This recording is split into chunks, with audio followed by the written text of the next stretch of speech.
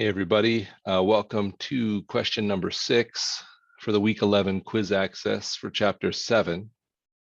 This is the Cloudbox company. So they have credit sales of $214,000 and the year-end balance and their accounts receivable account is $11,400, and the company estimates that $2,200 of its accounts receivable is uncollectible.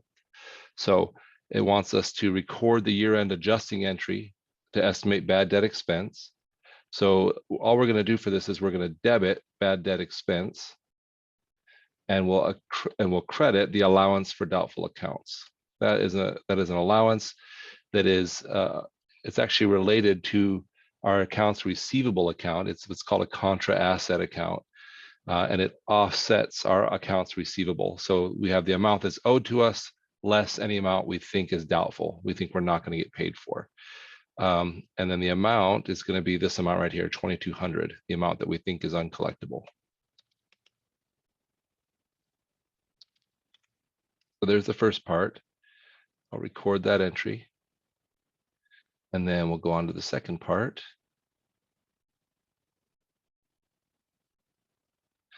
And the second part asks us to prepare the current asset section of our balance sheet, assuming inventory of $25,500, cash is $17,500, prepaid rent is $33.50, and then the company reports accounts receivable as a net on the balance sheet. So I'll show you what that looks like. We'll start with our cash. That's almost always what's first on the asset section of a balance sheet. And it tells us right here the cash is $17,500. And then our accounts receivable, you'll almost always see that second, and we're going to call it accounts receivable net. And all they mean by that is our accounts receivable less any allowance for doubtful accounts. So you can see that our accounts receivable was $11,400, and then we entered $2,200 in the allowance for doubtful accounts in part A. So our net is going to be $11,400 minus $2,200. It should be $9,200.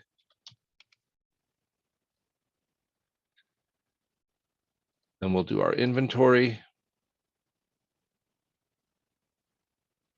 This tells us our inventory is $25,500. And then finally, our prepaid rent, which is $33.50. Nice of them to add it all up for us.